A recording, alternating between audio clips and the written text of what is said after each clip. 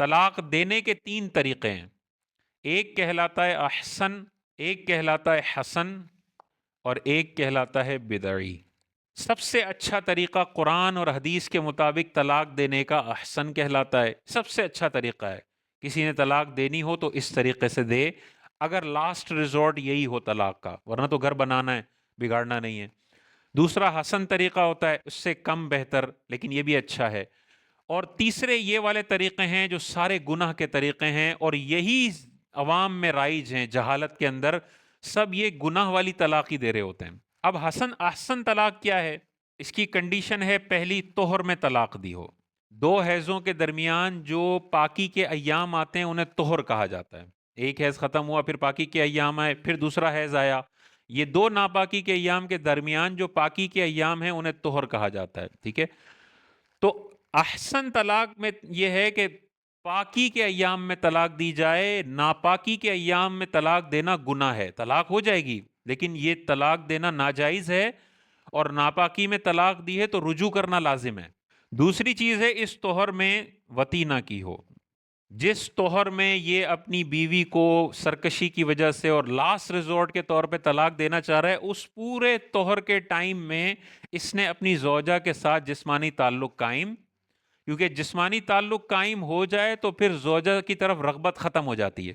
تو دیکھیں کتنی احتیاط ہے کہ اس طہر میں طلاق دو جس میں تم نے جسمانی تعلق قائم نہ کیا ہو، تاکہ تم جلد بازی میں غلط فیصلہ نہ کرو۔ تعلق قائم نہیں کیا ہوگا تو زوجہ کی ضرورت یہاں ہوگی، پھر بھی وہ سوچ سمجھ کے دے رہا ہے تو اس کا مطلب طلاق دینا ضروری ہے۔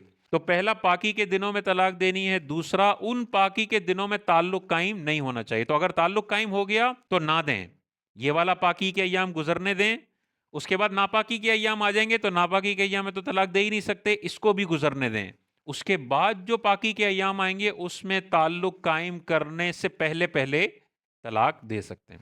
تیسرا ہے ایک طلاق دی ہو، پاکی کے دنوں میں طلاق دینی ہے، ان پاکی کے دنوں میں جن میں تعلق قائم نہ کیا ہو، اور میکسیمم کتنی طلاق دینی ہے؟ ایک۔ ایک سے زیادہ طلاقیں ایک پاکی کے ایام میں دینا یہ گناہ ہے۔ حضور علیہ الصلوۃ والسلام جلال میں تشریف لائے جب ایک شخص نے 3 طلاقیں ایک ساتھ دے دی تھی، اور حضور علیہ السلام نے ارشاد فرمایا اللہ تبارک و تعالیٰ کی آیات کو کھیل تماشا بنایا جا رہا ہے حالانکہ ابھی میں موجود ہوں۔ تو یہ اللہ کی آیتوں کو کھیل تماشا بنانا ہے جو ایک ساتھ 3 طلاقیں دیتے ہیں۔ تو ڈراموں میں بھی یہ ترغیب دی جا رہی ہے، بہت سارے لوگ تو بیچارے جاہل یہ سمجھتے ہیں جب تک 3 دیں گے نہیں نا تو کچھ ہوگا ہی نہیں، ان کو لگتا ہے پاورفل طلاق وہ ہوتی ہے جب 3 دی جاتی ہیں، وہ بھائی پاورفل نہیں ہے، یہ بیڑا غرق کرنے والی ہے۔ 3 طلاقوں کے بعد واپسی کے سارے راستے آپ نے بند کر دیے، تو یہ تو جہالت کی بات ہے کہ آپ ہمیشہ کے لیے بیوی کے واپسی کا راستہ بند کر دو، بھائی ایک دو، تاکہ تمہارے پاس 2 مزید سوچنے کے لیے آپشن موجود ہوں۔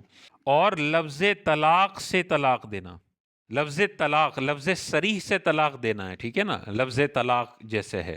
تو اگر خدا نہ خواستہ کوئی حرام کے لفظ سے طلاق دے دیتا ہے تو حرام کا لفظ ہے صریح لیکن اس سے طلاق بائن پڑتی ہے، نکاح فوراً ختم ہو جاتا ہے۔ اسی طرح آزاد کے لفظ سے کوئی طلاق دیتا ہے، طلاق پڑ جائے گی لیکن گناہگار ہوگا کہ یہ لفظ طلاق سے دینا احسن ہے۔ تو یہ 4 کنڈیشنز کے ساتھ جو طلاق دی جاتی ہے وہ سب سے اچھی طلاق ہے۔ بہت مجبوری ہو تو علماء کی مشاورت کے بعد اس پروسیس کے ذریعے طلاق دیں تو کوئی گناہگار بندہ نہیں ہوگا۔ پاکی کے دنوں میں طلاق، ان میں وطی نہ کی ہو، ایک طلاق دی ہو ایک طہر کے اندر، اور لفظ طلاق سے طلاق دینا۔ اور 5ویں چیز ہے پھر رجوع نہ کرنا۔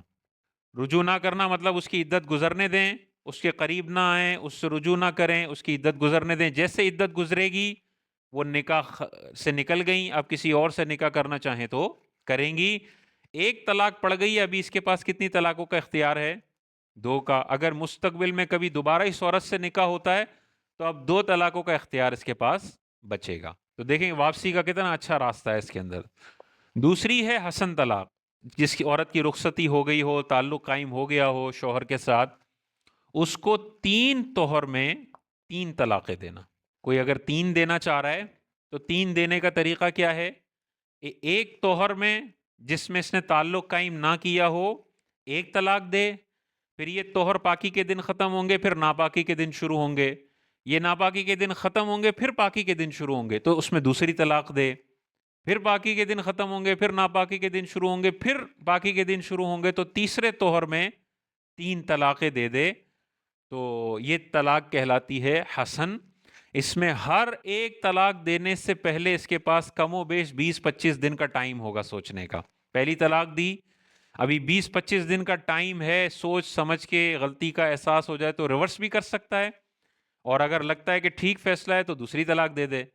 پھر 20-25-30 دنوں کے بعد جب یہ پاک ہو جائے گی دوبارہ تیسری دفعہ تو سوچ سمجھ کے یا تو ریورس کر دے ڈیسیجن کو، رجوع کر لے، یا پھر تیسری طلاق دے دے، تو یہ حسن طلاق کہلاتی ہے۔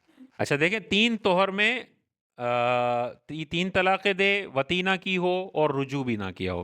ان دونوں کے علاوہ دنیا بھر میں جتنے بھی طلاق کے طریقے ہیں وہ سارے بدعت پر مبنی ہیں، ناجائز اور گناہ ہیں۔ اب اس میں دیکھیں حیض میں طلاق دینا، ناپاکی کے دنوں میں طلاق دینا ناجائز ہے، گناہ ہے، دے دی تو اس سے رجوع کرنا لازم ہے۔